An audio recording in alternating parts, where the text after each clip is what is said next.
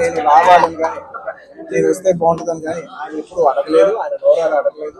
నేనే ఆయన చెప్పాను, రవి నాకు ఇలా రావాలని అన్నా కూడా ఆయన యూట్యూబ్ బ్రదర్ మీకు ఇబ్బంది అవుతుంది అని ఆయన అన్నా కూడా ప్యూర్లీ నా కాలే. ఆయన వద్దన్నా కూడా అసలు ఎక్కడ ఏం లేదు కదా, నాకు రావాలన్నా నాకు రావాలి. నా ఫ్రెండ్స్ అంటూ ఎవరైనా ఉంటే వాళ్ళు ఏ ఫీల్డ్లో ఉన్నా ఏ పార్టీలో ఉన్నా నాకు పార్టీకి సంబంధం లేకుండా నా మనసుకు నచ్చిన వాళ్ళు ఎవరైనా ఉంటే ఎవరు ఏ ఫీల్డ్ అయినా ఉంటే నేను వచ్చి వాళ్ళని సపోర్ట్ చేయాలని నాకు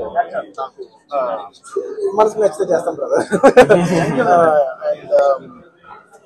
అండ్ ఆయన అస్సలు ఏం చెప్పాలంటే ఆయన అస్సలు ఏమాత్రం ఆయనకున్న సంస్కారానికి, ఆయనకున్న గౌరవానికి, ఆయనకున్న ఫ్రెండ్షిప్కి ఆయన ఏ రోజైనా నోరు చేసి అడుగుండొచ్చు. కానీ ఆయన అసలు ఎప్పుడు అడగలేదు. నేను ఆయన అడగలేదు కాబట్టి నాకు ఇంకా ఉంది. అరే ఆయన అసలు ఎవరైతే అడగలేదు, ఎంత క్లోజ్ ఫ్రెండ్ కూడా అడగలేదు, నేనే చేయాలని చెప్పి నాకు లోపల నుంచే ఆ ఫీలింగ్ అనిపించింది. నేనుగా వచ్చాను. ఆయన కొంచెం అక్కర్లేదు బ్రదర్ మీరు ఇబ్బంది పడతారన్నా కూడా పర్లేదు బ్రదర్ నేను వస్తాను, ఆయన సపోర్ట్ చేద్దామని వచ్చాను. ఎందుకంటే ఈ 5 ఏళ్ళలో మేము మామూలుగా చాలా మంది చూస్తూ ఉంటాం కదా, 5 ఏళ్ళు మామూలుగా ఏదో ఫస్ట్ లో కొంచెం కనబడి ఏదో లాస్ట్ లో ఒక సంవత్సరం లాస్ట్ ఒక 6 నెలలో సంవత్సరం తిరుగుదాం అనే ఒక మైండ్ సెట్ ఉన్నారు. కానీ రవి గారు అలా కాకుండా 4-5 ఏళ్ళు ఆయన మొత్తం ఆయన ప్రాణం, ఆయన మనసంతా కూడా ఆయన నియోజకవర్గం మీద ఉంటే నాకు అర్థమవుతుంది ఎంత అంటే ఒక కష్టపడి పనిచేసే పర్సన్కి అవతల పర్సన్ కష్టపడి నాకు తెలిసిపోతుంది.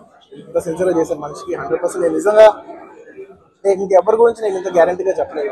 ఈ వ్యక్తి ఇంత కష్టపడ్డాను, నేను దగ్గర నుంచి కళ్ళారా చూశాను కాబట్టి నేను చెప్పలేదు. అలాంటి మా రవి గారు ఇలాంటి ఎన్నెన్నో విజయాలు సాధించాలని మనస్ఫూర్తిగా కోరుకుంటూ అండ్ అలాగే ప్రజలందరికీ మంచి జరగాలని కోరుకుంటూ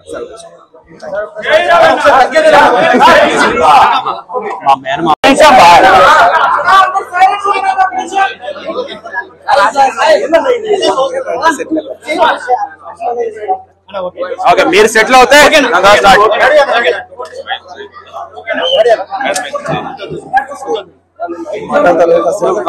మాట్లాడా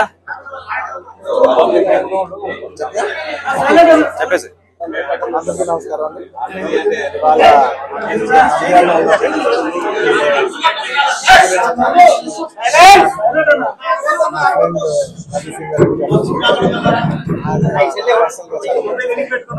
ఎన్నో ఆల్మోస్ట్ 13-14 సంవత్సరాలుగా ఆయన పాలిటిక్స్ లో రాకముందు నాకు వారానికి వారానికి ఒకసారి లేదంటే 10 రోజులకు ఒకసారి 2 సార్లు కలిసేవారు. కానీ గత 5 ఏళ్ళుగా నాకు ఆల్మోస్ట్ నాకు 6 నెలలు ఒకసారి కలుస్తాను. అక్కడ తెలిసి నాకు అదే కష్టపడుతున్నాను. నిజంగా ఎంత కష్టపడుతున్న మనిషి కోసం వచ్చి కూర్చోవాలని నేను చాలా లోపల నుంచి అనిపించి నేను వచ్చాను. అండ్ ఆయన లాస్ట్ టైం అందరికి తెలిసిందే, క్లోజ్ గా ఫాలో అవ్వాలి తెలుసు. లాస్ట్ టైం ఆయన ఫస్ట్ టైం పాలిటిక్స్ లో వచ్చినప్పుడు నేను ఒక ట్వీట్ పెట్టాను, బెస్ట్ విషెస్ పాలిటిక్స్. నాకు అప్పుడు ఎక్కడో నా మనసుకి నాకు సరిపోలా ఒక ట్వీట్ అనేది. నాకు అంత క్లోజ్ ఫ్రెండ్ ఆయన జస్ట్ ట్వీట్ పెట్టడం అంటే ఆ రూల్ రావాలి కదా, వాళ్ళు ఎక్కడ ఉంటున్నారో అక్కడికి వచ్చి మనం ఆయన ఏదో జుబ్లీ నుంచి బయటపడడం ఒక ట్వీట్ పెట్టడం కాదు కదా, ఆయన కోసం వచ్చి ఆయన ఇంటికి వచ్చి ఆయన సపోర్ట్ చేయాలి కదా. నాకు అప్పుడే అనిపించింది, నాకు చాలా సో ఈసారి ఎలాగైనా మళ్ళీ కంటెస్ట్ చేస్తే రావాలనుకుంటున్నాను. వచ్చాను కేవలం ఇది నేను పర్సనల్ గా నా ఫ్రెండ్ కాబట్టి నేను మా వైఫ్ మాకు బెస్ట్ విషెస్ చెప్పడానికి రవి గారు వచ్చాను. I wish all the best Ravi. మీరు 5 ఏళ్ళు చాలా కష్టపడ్డారు అండ్ మీరు కష్టపడే విధానం నా మనసు బాగా నచ్చి మిమ్మల్ని ఎలాగైనా సపోర్ట్ చేయాలని వచ్చాను. అంటే అంతకుముందు వారానికి 10 రోజులు ఒకసారి కలిసేవాళ్ళం మనం. అలాంటిది మీరు 6 నెలలకు ఒకసారి కూడా కనపడలేదు. ఎప్పుడైనా ఒక ఊరు ఎప్పుడైనా సరదాగా వచ్చినా కూడా ఆయన ప్రాణంతో నంద్యాల నన్ను మొత్తం నంద్యాలతో మా రూమ్ లో తీసుకొచ్చాడు. ఎప్పుడైతే మూడు. సో అంత కష్టపడే మనిషికి ఖచ్చితంగా విజయం సాధించాలని నేను మనస్ఫూర్తిగా కోరుకుంటూ ఆయనకి పొలిటికల్ కెరియర్ లో ఎన్నెన్ని మెట్లునో అవన్నీ ఆయన అచీవ్ చేయాలని, ఆయన అచీవ్ చేస్తే నేను చూసి పర్సనల్ భరిస్తాను. I wish you all the best. Thank you so much. మన విశాఖపట్నం స్టీల్ ప్లాంట్ 8 లక్షల కోట్లు విలువైనది 15,000 ఎకరాలు ఆల్రెడీ అమ్మేస్తారు. కాంగ్రెస్ వాళ్ళు, టీడీపీ వాళ్ళు, బీజేపీ వాళ్ళు, వైసీపీ. గంగవరం పోర్టును అమ్మేస్తారు 60,000 కోట్లు, 650 కోట్లు. నేను 3 సంవత్సరాల ముందు పోరాడి కోర్టులో కేసేసి ఆ లాయర్ అమ్ముడిపోతే నేనే వెళ్ళి 10 సార్లు వాదించి ఏప్రిల్ 25న స్టీల్ ప్లాంట్ అమ్మకుండా ఆపా ఘన విజయం సాధించాం. అయితే ఇప్పుడు అసలు పోరాటం ఎవరితో? మోదీ గవర్నమెంట్తో, బీజేపీతో కలిసిపోయిన బీజేపీ తొత్తులతో. జగన్ అంటే బానిసలు అయిపోయాడు 32 కేసులు. గన్నవరం పోర్టు అదానికి అమ్మ అని మోదీ చెప్తే అమ్మేశాడు. మరి ఇప్పుడు ఎవరు అమ్మబోతున్నారు? చంద్రబాబు నాయుడు ముఖ్యమంత్రి అయితే పవన్ కళ్యాణ్ కలిసి అదానీ దగ్గర 1000 కోట్లు ఫండింగ్ బీజేపీ కూటమి బీజేపీ తీసుకుంటారు. అందరికీ తెలుసు. అమ్ముడు పోయిన వాళ్ళకి మీరు ఓటేస్తారా? లేదా పవన్ కళ్యాణ్ లాంటి ప్యాకేజ్ స్టార్ చూసారా? ఎంతమంది యాక్టర్లు వస్తున్నారు ఆయనకి క్యాంపెయిన్ చేయడానికి. పిఠాపురంలో 100 కోట్లు ఖర్చు పెడుతున్నారు. నాకు అవసరం లేదు.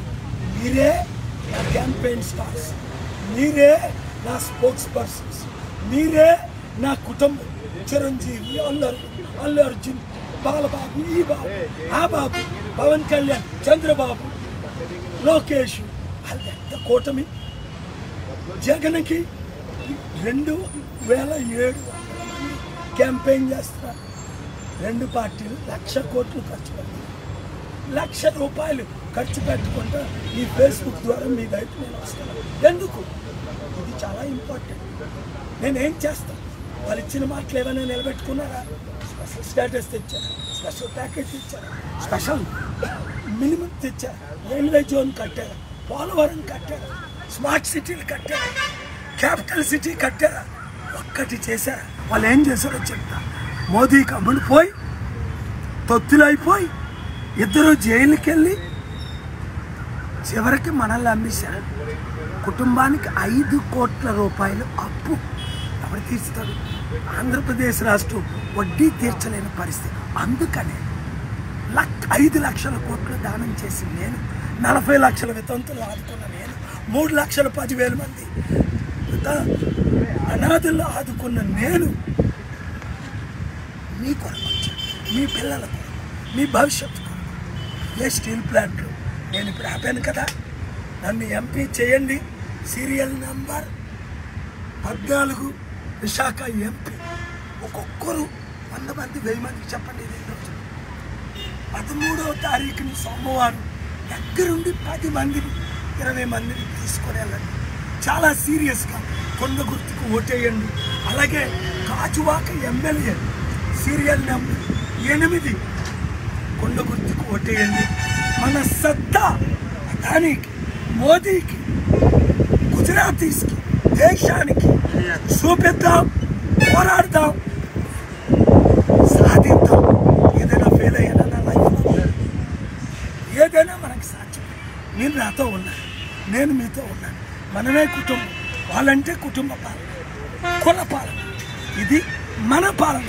ఈ వీడియో అందరికీ షేర్ చేసి వైరల్ చేయండి.